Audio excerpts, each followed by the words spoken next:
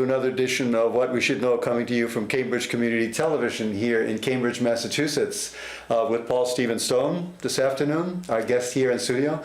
We'll be speaking about a number of issues, the first of which will be the recount in Wisconsin. Paul Stephen Stone has a clear idea about this, as do many of the Green Party followers, and that's the first discussion point we'll have today.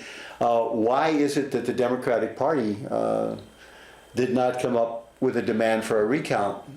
Well, I'd like to put this in a broader context. Please.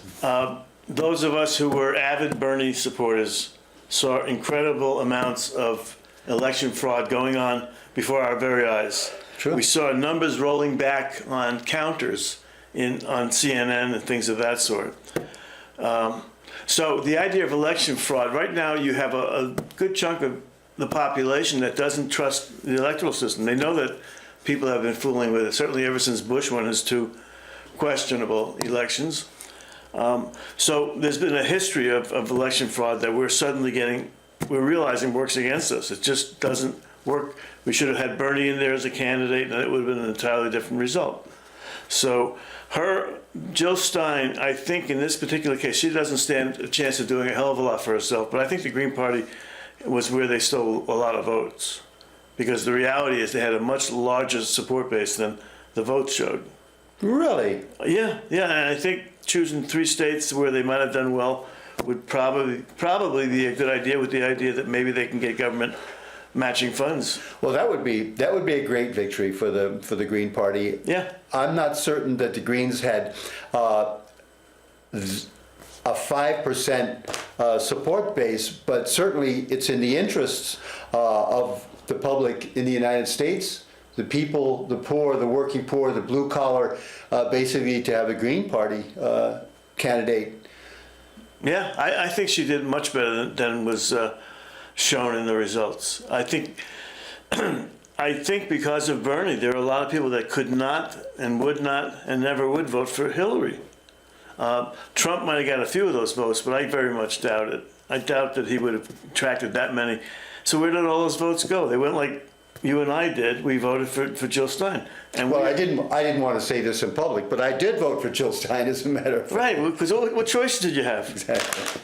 So I think that's been repeated ad infinitum throughout the population by people that supported Bernie, because they know she cheated in the primary and that she shouldn't have been the candidate. And I could never get myself to vote for her.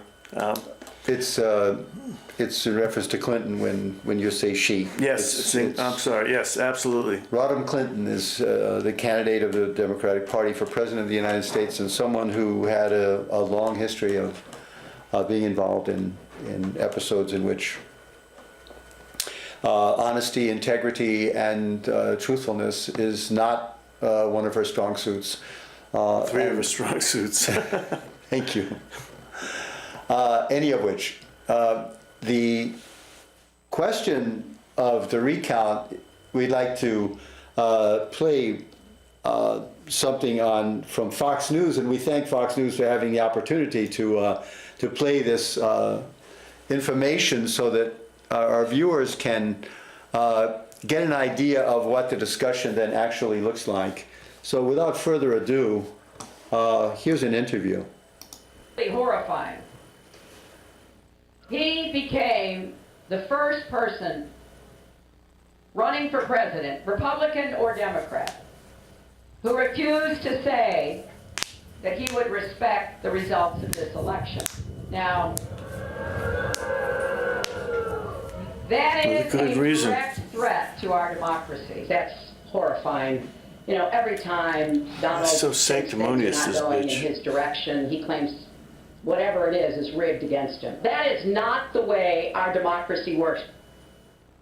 Hillary Clinton once horrified at the prospect of President-elect Donald Trump daring to question the results of the election, now joining Jill Stein in demanding a recount in Wisconsin. And here to weigh in, Democratic Ohio State Senator Capri Cifaro and Kristen Tate from the LibertarianChick.com. Thank you both for joining us this morning. Thank you. So no longer LibertarianChick.com. This is of hypocrisy. I mean, of course, when Trump wants to question the results, if he loses, that would be appalling. But now that Hillary's the one that lost, she's completely changed her tune. But here's the bottom line. She would have to win all of these states where they're doing recounts. It would be Wisconsin, Michigan, and Pennsylvania to win the election. There's no chance of that happening. This is a big pipe dream. There's no evidence that there was election tampering in these states. And They're looking at totally like a horse race again. That perhaps the most corrupt person to run for president, who is under federal investigation for pay-to-play politics and who received debate questions ahead of time from CNN, now wants to be in charge of the integrity of the election. I mean, it's hilarious. Yeah, so Capri, what is going on here? Because Hillary Clinton's campaign itself has come forward and said that they've been looking into it. There's no evidence of any hacking or wrongdoing in that regard, but yet they're joining on to this effort. I think that I actually kind of agree with what was just said as far as it's a pipe dream. I mean, yesterday actually, my member of Congress, Tim Ryan, who's actually challenging Nancy Pelosi. I would love to see how corrupt things were. This whole thing is such a joke. It's a sham. I happen to agree with my Congressman Tim Ryan. It is time for us to move on. We need to work on unifying the country, moving the Democratic Party forward, and not harping on something. Wisconsin only has 10 electoral votes. It's so shallow, this thinking. And as Chris just said, I mean, that's not going to be enough to flip the election. I mean, I forget. So of course, the opinion that is spoken here on Fox News is not everyone's opinion. It's the opinion of Fox News. We thank Fox News for the opportunity to play that here and to inform the public about the present discussion in reference to the recount. But well, you know what that was part of? The Democrats do the same exact thing. When there's something that they want to avoid, they start to demean the actual substance of what people are trying to find out. We should be unifying the country rather than finding out if our electoral system is corrupt and has been corrupted. Well, who's crazy? that's the point. Don't see the elephant in the corner there. That's a 5,000-pound elephant. Don't see him. I support that completely. The idea is if elections are stolen, if election fraud is taking place, the time to find that out is immediately when it takes place, and not to go on and unifying the country and then moving on to the falsified results of the election. I agree completely. So the idea of a recount is exactly on target. A lot of surprises may come out, and I believe that's your point, isn't it? Well, I certainly don't think that the system is legit. I think somebody gets in there every time and corrupts it. I think Hillary did it with the primaries, and that's a lot of state elections that she had to basically. She's probably 20 some odd state primaries were falsified or stolen, however you want to look at it. And so that's a lot of energy, a lot of time, a lot of money, a lot of people paid surreptitiously. And she's not going to just let the election go to the will of the voter. My God, never do that. So I think her tardiness in signing on to Jill Stein's effort really related to a certain sense that she was working against herself. And she's opening herself to unknown results in the recount. Right. Well, if people realize how unpopular she is, they would wonder how the hell she was ever running for president. She can't get anybody to show up at her rally. She has to cancel her. She's the woman that might be the first woman president of the country, and she can't get, hundreds of women to show up. It's embarrassing. But that's why I think there's a good chance that she cheated but didn't cheat enough to win, which would be a lesson in itself. It's a tragic. Thank you, Paul. It's tragic that this discussion is going on, but the reality is we have a political system in the United States that is corrupt, that works in the interests of a small minority, that continues to violate the interests of large numbers of people, blue collar, the poor, single parents, minorities, blacks, Latinos, and up until recently, the LGBT community. So the reality that the United States is any place but a place of historical bigotry and violence against minorities is the basis of our reality. And the sooner we come to grips with the fact that we live in a politically manipulated system, and it's politically manipulated continually in the interests of the moneyed elites by the fact that they don't pay the fair share of taxes, that gerrymandering takes place, and that the wars that take place paid for by the public and the subsidies paid for by the public to industries like big oil are clear and steady indications that our system does not work for the 99%, but for the 1%. I've had this kind of internal earth-shaking realization earlier in the week.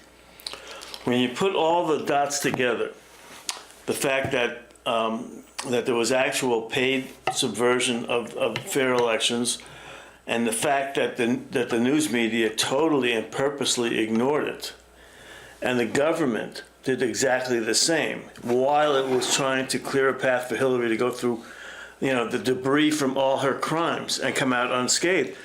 That to me is a conspiracy or a cabal, and it's a cabal to put one person in office, which is really One particular person in office. yeah, which is basically a coup d'état. So what really kind of shook me, and when I realized it, is that everybody involved has committed treason.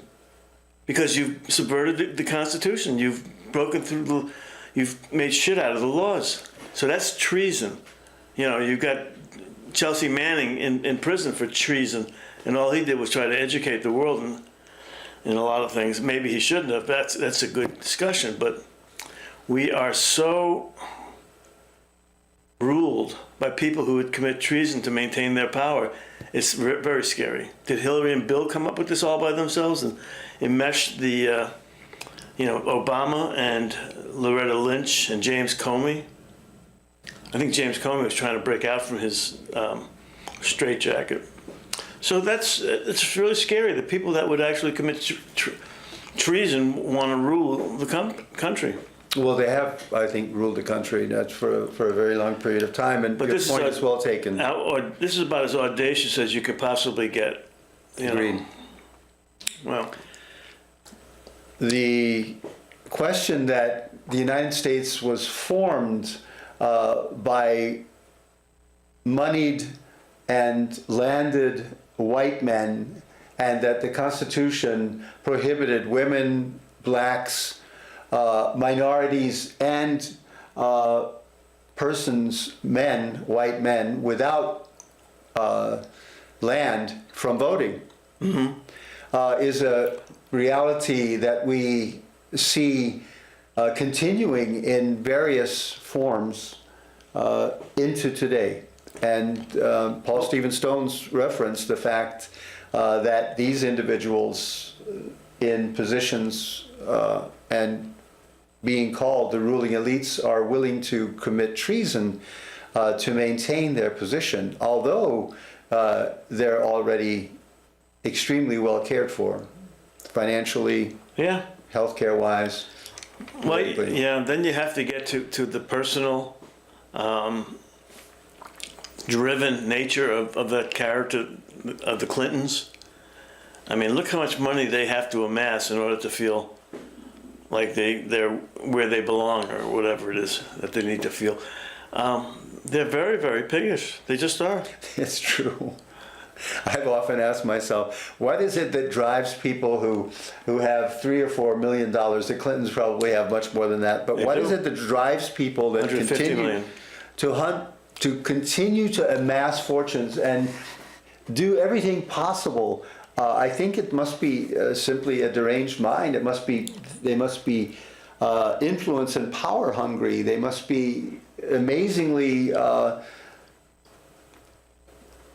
unconfident about themselves, about their position in the world, to continue Well, I think along a that's well path like seen. that. I think that's well seen. I think to start, once they got into a position of, once again, into a position of national and international influence, they made hay with, and the sun was shining. The Clinton Foundation was set up to take all this money, and granted, it's a charity, but it's a charity they totally control. And they gave all their Christmas money this year to their own charity, which is probably to themselves. I didn't know that. Yes, because they That's released true. the tax returns. Such generous people. They gave $10 million in taxes, and I think in gifts, rather, donations. To their. And they gave 8 or 9 of that went to their own foundation. Well, that is generous. Yeah, let me move my money from my left pocket to my right pocket. I don't know why. They get tax credit for it. I mean, it's Of not- course. Yeah, They get matching donations probably as well, I have no idea. federally. So Some- can we perhaps look at the question of Donald Trump and the question of his children Before we do taking that- over the Trump Foundation? Before we do that, can I make one summation Please. sentence about Hillary is a fantastic character. Someday somebody's going to do a psychologically astute assessment of her character and put it into historic terms, because she's fabulous to look at. And I think we've watched the downfall, because I don't think we finished yet with all the ruins that are going to suddenly be created when she falls. But I think we're watching the downfall of somebody that was a very, very driven person. And in Shakespearean terms, she should definitely be given Hamlet's light. It's amazing. To It's, cheat or not to cheat. It's true. And you've written some very good stuff in your blog in reference to this. Thank you again for, Well, thank you. for presenting that. It was excellent. I think she's far beyond my ken in terms of figuring out. I see a lot that I see and I share, but she is twisted in a way. I heard this guy call her self-destructive, and that she was, going to basically be dragging the country along with her in her self-destructive mode. But everything she does, that's why there's a scandal everywhere she goes. Does nobody notice the debris that's left behind by the Clintons wherever they go? Everywhere they go. If there isn't an intern to molest, or a country to have a regime change with, there's all this stuff. So Okay. on a lighter side, we On a lighter side. had the death of prominent international leftist politician recently on the weekend, and Fidel. an extremely interesting character. Absolutely. And as I was saying to you, I don't feel comfortable with my old ideas about Castro and Cuba. I feel like I have to get refreshed. And one of the reasons that, as I was saying to my good friend here, I no longer trust the story as served to me, as sliced up and served to me by the mainstream media. And they created all my ideas about Castro, if I'm honest. So anyway, I'm keeping my thoughts about that. From the time you were a teenager. Yes. I remember when we were celebrating him. We brought him to New York after he replaced Batista. Right, so in January of 1958 or something like that, right? I thought it was 57, but that's Okay, good. no matter, whatever it was. Good. But he slept in in Harlem. He refused to go to a fancy hotel. He stayed in Harlem in very common. I think he probably stayed in some person's home in Harlem. But I think he had a lot to show us that we just were totally blind to. I am talking about it before I have real insight. Yeah, Fidel Castro. The criticism about Castro is the fact that he ruled with an iron hand, that he was a dictator in Cuba. I think what is neglected is the condition of the people in Cuba under Batista, under a dictator, under a series of dictators going back. That's a good point. 50 years. And the fact that others took over, another group of individuals began managing and leading the country after the takeover of Fidel Castro's leftist government. One of them was Che Guevara, a doctor interested in revolution, interested in the concept of revolution, and the changing of political dimension for the people, for the poor. He worked as a doctor in many of the barrios, tending the poor. And that's basically what Cuba is basically known for, I believe. Healthcare in Cuba is a small segment that we would like to do now. And I'm looking at Wikipedia. Thanks to Wikipedia for this idea, Paul. The Cuban government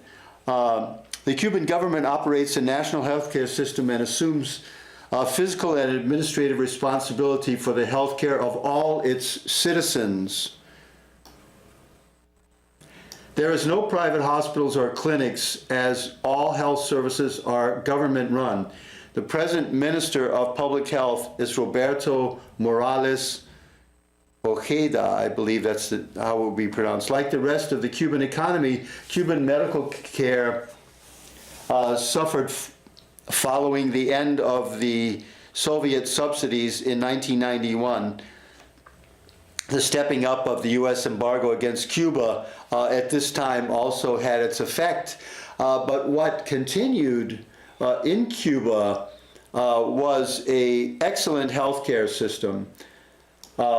And what we can read here from Wikipedia again is modern Western medicine has been practiced in Cuba by formally trained doctors since at least the beginning of the 19th century. And the first surgical clinic was established in 1823. Cuba has had many world-class doctors, including Carlos Finlay, whose mosquito-based theory of yellow fever transmission was given its final proof under the direction of Walter Reed, James Carroll, and Aristide Agramonte.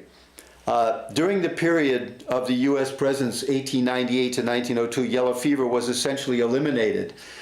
In the 1950s, the number of doctors per thousand of the population ranked above Britain, France, and the Netherlands, which is interesting.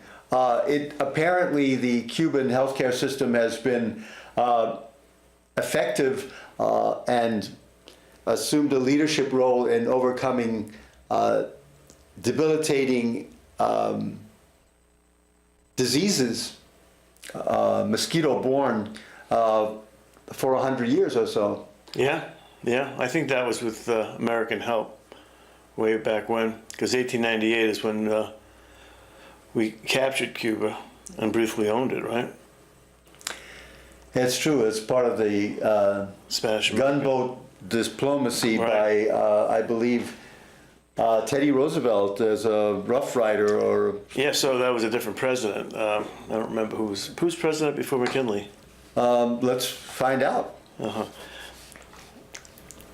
I also wrote an interesting blog recently about talking to your children about the facts of life in America. Really?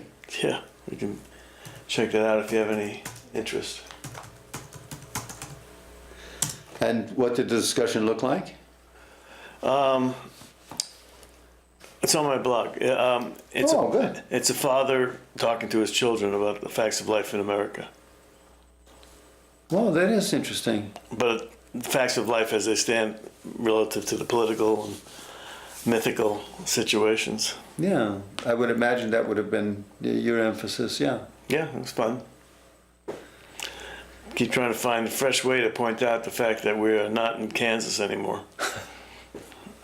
We're in a strange new world. Are there many Americans that still believe we're in Kansas? Yeah, I think so.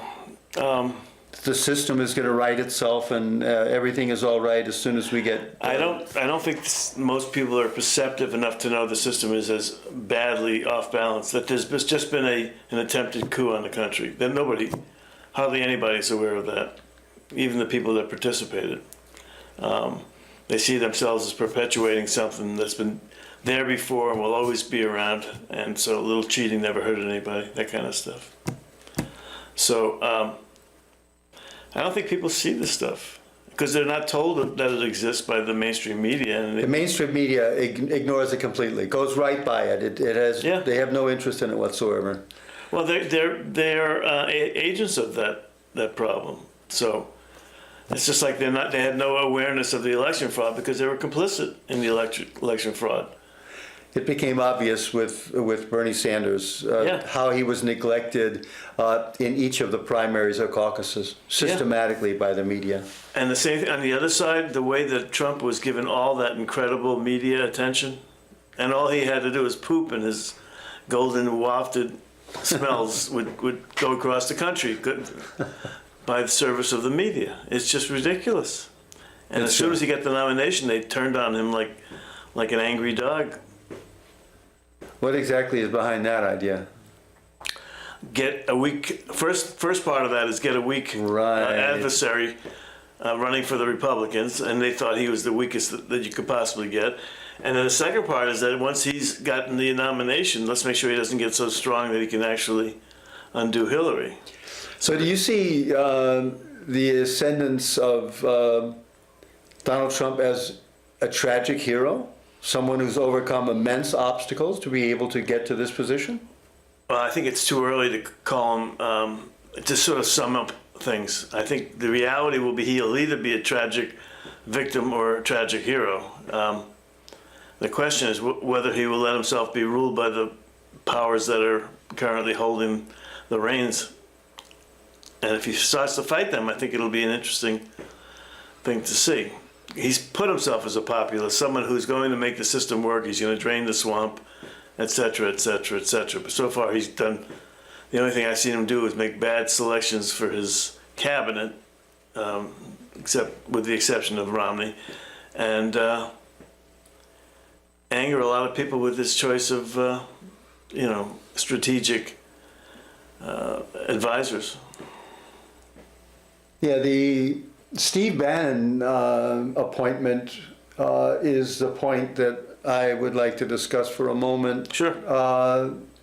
The idea that appointing a right-wing, I'll use the term right-wing conservative strategist to be head of the strategy development of a president-elect,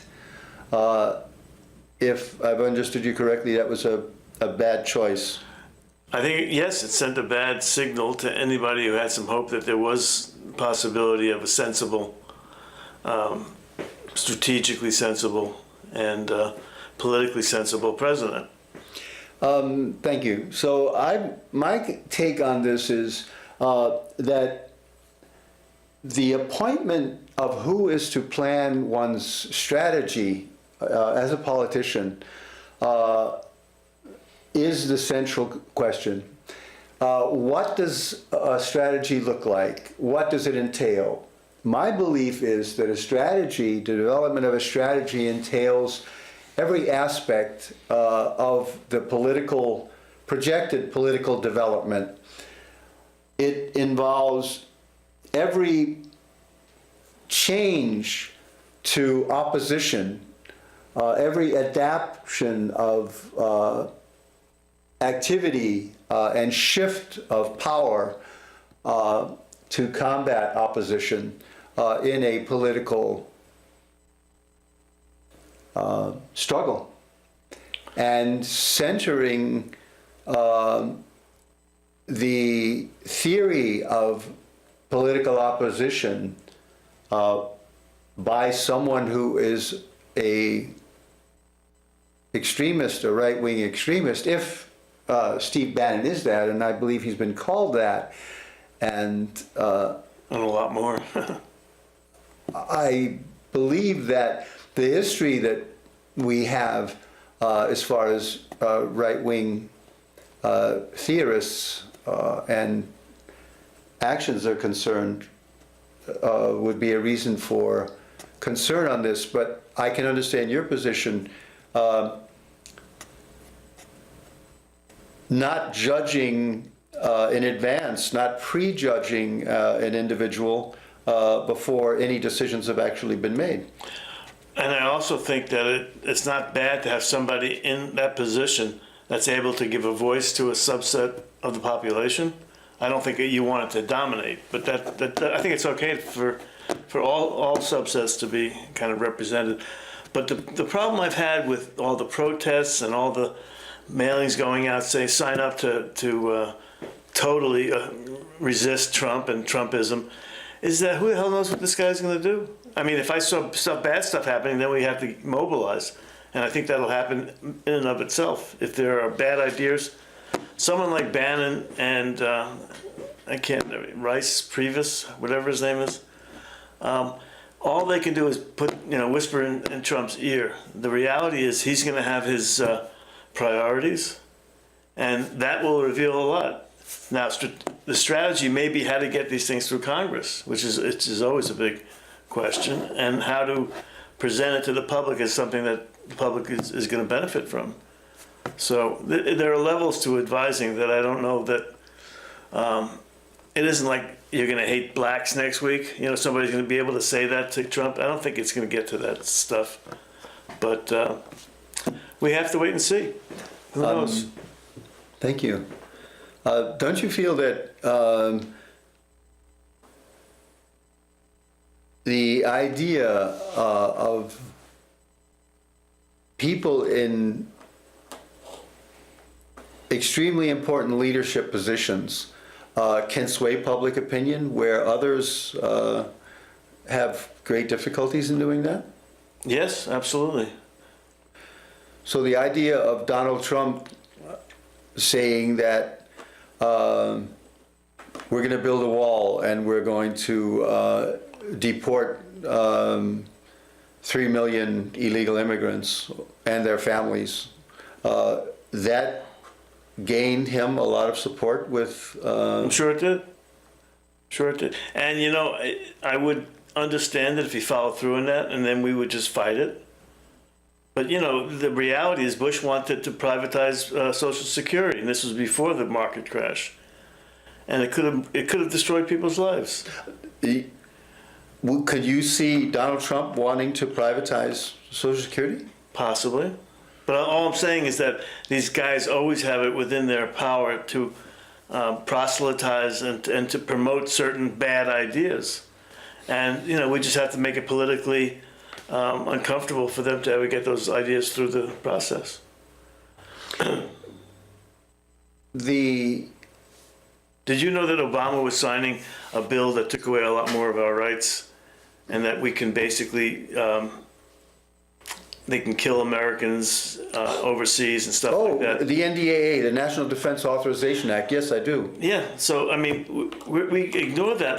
He didn't do that for one president for one time. Forever. Well, it's probably got to be renewed, but the reality is he's given somebody else an incredibly strong weapon to be used however the person's temperament sees it. That is the point. The Obama administration did sign the National Defense Authorization Act, which gives the possibility, or without a trial, any American against whom the charge has been brought by a military commission or by military authorities has the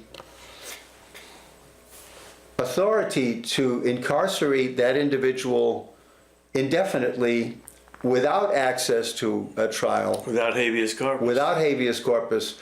And there are no limits and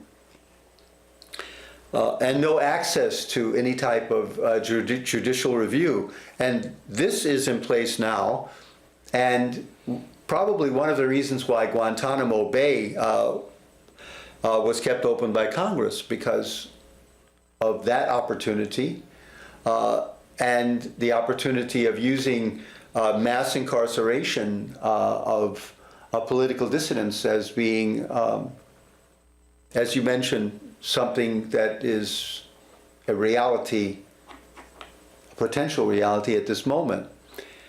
So it's each of the presidents passing legislation that enables and supports the system to continue in the authority of their followers indefinitely and against democratic interests, against legal systems, against checks and balances. This is a system in place here in the United States today, unfortunately. But I only mention it because Obama was the enemy then. And True. we fell asleep. There were a lot of ways in which Obama changed, and I don't understand why he changed so dramatically, but his signing the Monsanto Dark Act, which basically allowed them not to mention GMOs, genetically modified organisms that they put in the food, as ingredients, and his pushing the TPP, which as much as it will benefit Asian countries and will probably make a difference in a lot of people's lives, does a disservice, or at least it's questionable whether or not it does a disservice. Arguably, it does a disservice to America's own interests in terms of manufacturing or whatever else. It's just, we haven't been well served in the past, and there's a real question as to whether or not this will repeat that mistake. And then his supporting of Hillary, while she was still under supposed FBI investigation, we've learned that it really was bullshit. Because the way they handled this with kid gloves, they never called a grand jury to weigh the evidence and to decide. They made rogue decisions on their own that seemed unjustified when they gave you the information about the case. So there's a lot that's just been very, very, not looking very good for our country and for us. And Bernie or even Jill Stein would have been just what the system ordered. The system wouldn't accept Bernie, you know. And now they're all protesting that you shouldn't go back and look at the election results, because everybody's got something. They've all probably cheated. This is probably a game where you try to cheat smart, you try to cheat faster, and try to cheat better than the other guy, and wait and see how it turns out. It's fairly fucked up. This is for the President of the United States, it's for the Supreme Court, it's for a lot of things. It's very scary. It's scary, definitely. Yeah. Definitely the case. But the question that's been asked in each of the elections, if it's voting machines or if it's manipulation or if it's gerrymandering or refusal to count votes or elimination from voter rolls, the question remains in place, Paul, that we can't seem to get an election system in place where we can even believe in the results. Yeah, you have to have the will of the people's representatives to do that. And this serves their interests. For whatever reason, this serves their interests to not fix a broken system. And they all pretend as though it works perfectly fine. Why should we worry about it? Why worry? Why worry? Yeah, what, me? Worry? So it's the people who benefit most from the system that want it to stay the same. That's always going to be the case. Who are these people, Paul? How do they get in their position? Well, we allowed too much money to get to them. You know, they were basically seduced. They're seduced by money and power. To stay in office, you have to have money. To gain power, you have to have money. So you sell some of your power, your personal power. And it's a system that forces you to do that. You know. Or it eliminates you. Or it eliminates you. Yes, if you want to stay even if you have the best of intentions, the system could care less. So you got to, you have this.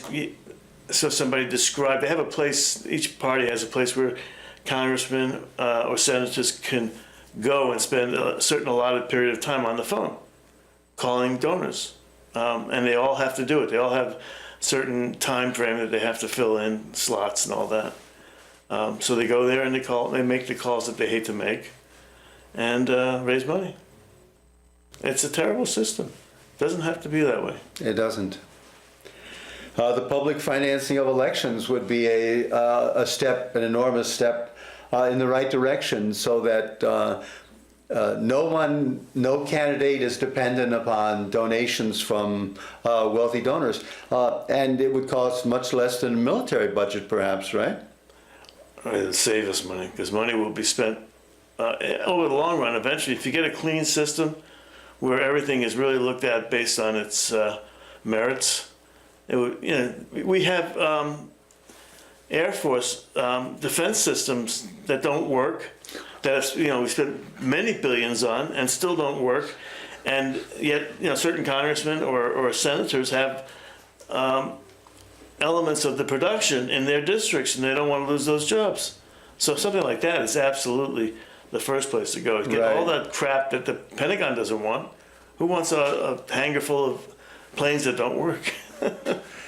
So funny. Well, that's an excellent point, and we can remember in 9/11 when 4 hijacked jets were flying around the United States and none of them were intercepted. Yeah. That's absolutely amazing. If they were Russian jets, I'm sure they would have been looked at much more closely. But well, they should have been prepared for this kind of emergency, but they weren't, seemingly. I've heard other points of view about that, but I don't know. There is a whole conspiracy theory about somehow we were involved. People were told not to go to work that day, things of that sort. You've heard those conspiracy theories. Yeah. I mean, they're going around now, and I heard somebody talk about the true 9/11 story. 9/11 Truth Commission. Was there a 9/11 Truth Commission? Well, there is. There was that report where they left out 28 pages that related to the Saudis. Right, that's one part of it, but they also have a film out, and they have a group that's been working on that since 9/12. That there was some sort of phony situation? Right. Well, the reason, of course, Paul, is the fact that the entire defense system along the eastern seaboard was never activated to either accompany those jets or shoot down those passenger jets or force them to change course. None of that actually happened, and they were in the air for an hour and 54 minutes before anything like that happened. The question, of course, is why this defense system didn't work when everybody was employed basically to make sure it did. But to your question, I'm convinced, as you are, that systems are in place so that the political system, the financial structure, the unjust taxation system works along with the media to create the impression, to maintain the structure of elites in place and to maintain the impression that everything is working well. There are some confusions, some miscounting of votes or recounts necessary, but generally the system works so the public is told continually the system works in the interests of everyone, which is well, I don't buy that. Being put into question, I feel, by more and more people. The question I wanted to ask you, Paul, is the fact of mobilizing the public after bad decisions have been made or after wrong appointments have been made. First, let's give the leadership the opportunity to make decisions, and then after the decisions are made, if they're against the interests of the population, then to rally the population and to mobilize and to oppose these decisions. I think as they're made, not once they're made. I think it's some of these things are an active process, and I think we should get involved in showing what our point of view is early in that process as best we can without violence or sort of unnecessary protests. I think the protest should have a certain weight that the more you use it, the less you'll have. So I want to make sure that you don't lose the option of having a significant, meaningful protest. You know, if it's surrounded by insignificant, meaningless protests, it doesn't have much meaning. True. And also it should sort of reflect the size of the mistake we see or the problem. You know, it's one thing if a decision is made about the environment that affects 3-block neighborhood versus the entire country or the world. And so you want to have the protest be commensurate with the weight of the problem. Which reminds me of the Standing Rock Sioux protest. Oh man, 10,000 How people is there now. that- 10,000 people there. Would you, 10,000 people have gone to the Standing Rock Sioux Reservation where the protest is taking place, and the news outlets mention almost nothing. As little as they can get away with, they mention. That's been totally online to get any information about it, to see actual videos from the site. See Jill Stein spray painting a message for the nasty people.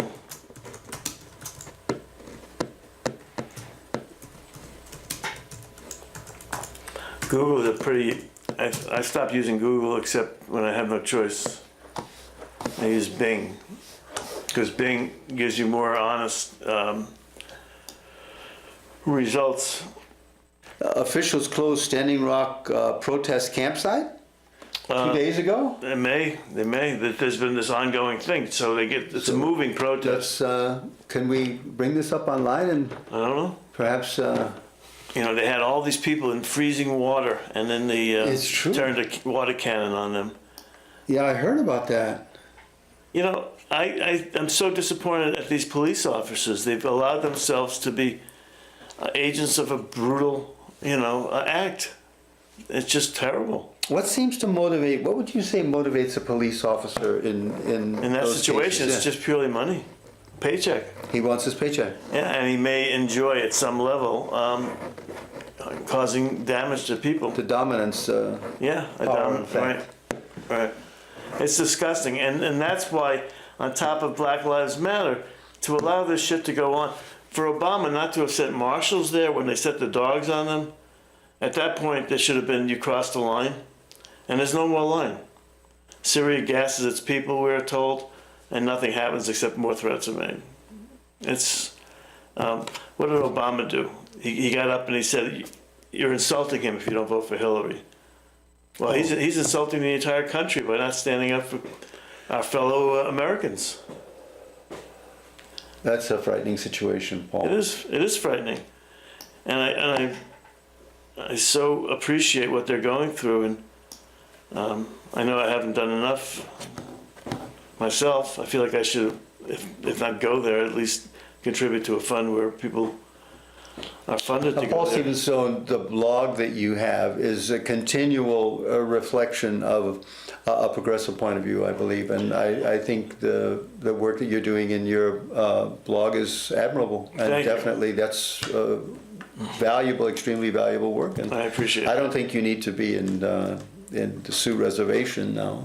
Oh, well, I'm 70 years old. You start to wonder. Congratulations. Congratulations, thank you. If I can contribute enough to make this a better place that I'm leaving for my grandkids and for my children. And it's frustrating, but there's so much that's wrong now that I feel guilty leaving a world this fucked up behind me. We should all feel guilty, Paul. It's the Vietnam generation. It's men our age, basically, that obviously were asleep at the wheel, all of us, to allow these kinds of things to take place. I don't know if stolen elections was the case in the Eisenhower administration, which is...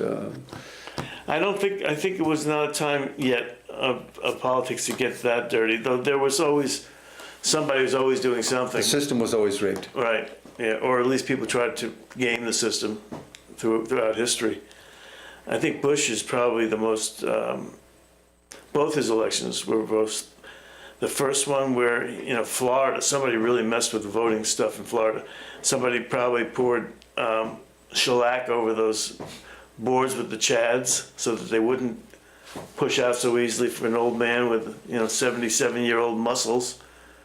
And just so much is done to prevent Gore from winning in Florida, and that would have given him the election. He did win in Florida. In By the popular vote. Palm Beach County, where it's mostly Jews, what's his face? The guy from Pat Buchanan had the most votes. And he's somebody he's not an anti-Semite, but he's nobody that Jews would ever take to, because they all voted Democrat and they voted for Gore. But that's just how bad it was in that election. And in Kerry's case, they stole Ohio from him.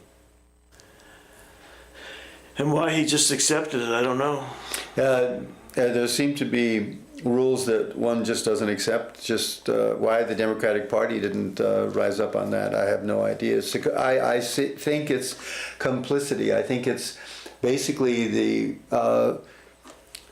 leadership of a class of politicians that support one another, regardless of whether or not they're Republicans or Democrats, that the system is in place and they feel very comfortable with it and don't challenge it. If we had had this election fraud thing looked squarely in the face back in 2000, we wouldn't be dealing with it still in 2016. We wouldn't have questionable presidents, illegitimate presidents, presidents that have no authority, moral authority, because they're of questionable activity to get the presidency. That undermines what we stand for to begin with. You know, whoever can steal best, and that's what you're going to see with this recount, that votes were stolen on both sides. And I think Jill Stein got absolutely robbed. I really do. We'll see. Yeah, well, we'll see. She should have done California, but California hasn't even finished its counting yet. They had all this recounting. So they're off the hook as far as recount is concerned. And beside, they weren't questionable in reference to the 270 electoral college votes. That's the reason why Wisconsin, Michigan, and Pennsylvania were chosen, right? I don't know. That's what I said. I haven't done enough. I don't really care. I mean, I can see the big aspects of this. I don't really care if I do care if it can change the fate of the election. That's an interesting factor. But beyond that, I'm never going to know how they did it. So I don't get too caught up in that. They can do it, and they've done it. They changed voter lists. They've purged people. They've changed people's party registrations. You know, all this shit was done by somebody with a point of view and paid for by somebody with a point of view. And that happened a lot with the primaries. In New York City, 125,000 people in Brooklyn were thrown off the voter list. Yeah. They ostensibly and certainly would have voted for the Democratic candidate, I suspect that's exactly what would have Bernie happened. Sanders. If you take a look at a map of New York State, and the whole thing is this one color, and then there's a little difference color down in New York City. Bernie won the entire state. And there's 68,000 people showed up to hear him talk in Manhattan. And that's not Bernie's camp, I think, said 30. That was New York Police Department. That was their official estimation. And do you think that would get into the New York Times? You think that would be of interest? You think so? No. They'll have an image on their front page where Hillary has all these people jammed around her. And the reality is, if you took a photo from the other side of the gym, you see this total empty space around this small little, in that piece I wrote. Your discontentment with Hillary Clinton is becoming evident, I believe. Yeah, but not for, she got away with murder with the emails, and she and Bill have basically, they've reamed a number of countries on the international scene to get money from for their foundation. So I think she's a crook. I think she deserves to be investigated. I think they should put a private, what do they call, special prosecutor. That's what I think they should do, and leave it alone. Let him take care of it.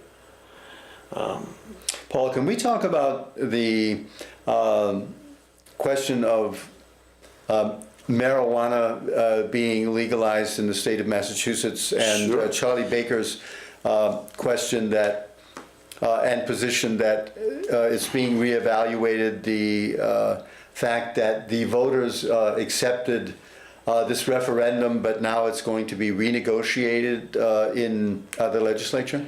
Well, the legislature always has the responsibility of taking a referendum issue and making it workable. So I don't have a problem with that. If they really tried to change the will of the people, and one year or another is not a big difference, and things of that sort aren't a big difference. I would be worried if they did like they did with clean elections, that Finneran basically stalled on that until it almost died of its, its own weight. And they felt safe enough then to repeal it. That the legislature, that very disreputable act that they did back then. So we're talking about marijuana and the legalization in Massachusetts, and the fact that the medical marijuana that was put in place by a referendum wasn't actually put into a practical stage. You mentioned it's now almost at its practical stage, and it's there. I think Brockton and somewhere else there are marijuana clinics, or whatever you want to call them, where you can get medical marijuana. The system set up a review process that turned out to be very political and seemingly rigged, where a former congressman, Delahunt, representing this company that had applied for 3 different locations, got all those approved, and there were people that had better qualifications that didn't. And then in further investigation, it turned out that Delahunt was actually going to be paid $50,000 a year off their money, so which means that they have to charge more for their marijuana to begin with. So somebody should have caught that, if nothing else. So that whole thing was voided, and now they had to redo it and select people. so that was one of the reasons for the delay then. Right. Paul, thanks ever so much for coming by the studio today. Well, continued best of luck on your blog. Thank you for having me. You can get my blog at paulstonesthrow.com. One word, no apostrophe. paulstonesthrow.com. Right. One word. No apostrophe. No apostrophe. Thanks so much for being here. In the Army, we say, no brass, no ammo after you shoot on the range. Really? No brass, no ammo? Yeah, they want every cartridge picked up.